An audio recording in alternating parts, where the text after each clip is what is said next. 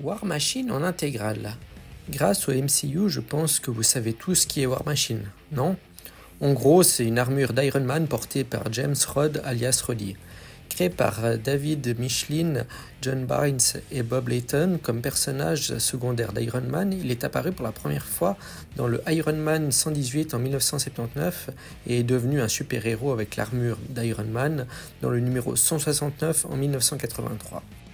War Machine a depuis été établi en tant que héros indépendant et est apparu dans plusieurs séries autonomes en plus de ses apparitions dans les bandes dessinées d'Iron Man. James Rhodes est un vétéran militaire et un pilote qui a commencé à travailler pour Tony Stark, découvrant finalement qu'il était Iron Man, puis prenant la place de Stark lorsque celui-ci était frappé d'incapacité. Stark a ensuite donné à Rhodey l'armure de War Machine. Le personnage fait partie des premiers super-héros afro-américains des bandes dessinées grand public.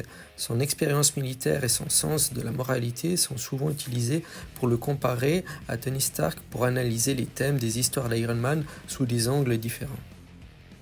War Machine est le principal intérêt romantique de Carol Danvers alias Captain Marvel, tandis que de nombreux autres personnages secondaires et méchants chevauchent ceux d'Iron Man.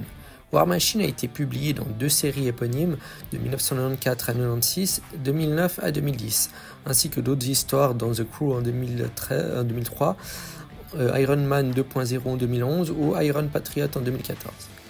La série qui nous intéresse aujourd'hui est celle de 1994 à 1996 qui comporte 25 numéros, soit 2 intégrales pour ce personnage. Je ne suis pas certain que Marvel reprenne ses apparitions d'avant, celles qui sont donc apparues dans les intégrales Iron Man, car même s'il y a souvent des doublons, pour ce personnage cela risque de faire beaucoup, c'est pourquoi je penche plutôt sur une intégrale qui partirait depuis cette série. Quelles sont donc les spécificités de cette armure ? Première version de cette armure, la Variable Thread Response Battle Suit, était équipée d'armes lourdes pour un combat plus direct que l'armure standard d'Iron Man. L'armure utilise un schéma de couleur noir et gris. Il devait à l'origine être changé en bleu et en or après sa première apparition, mais le design noir et argent était suffisamment populaire pour qu'il soit conservé. Suite à la destruction de l'armure de War Machine lors de l'un des numéros de War Machine de la série de 95, il adopte une armure biologique extraterrestre, l'Eidolon Werewar.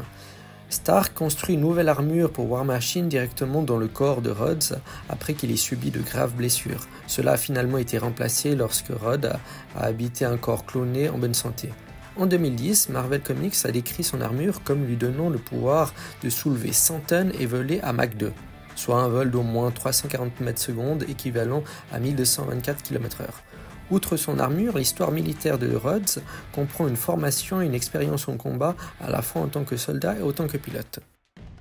Honnêtement, je suis très curieux de découvrir ce personnage en comics et j'espère vraiment que Marvel Comics, soit Panini Comics, décidera de rééditer ce personnage dans la collection intégrale, même si c'est ce qu'ils sont plus ou moins en train de faire.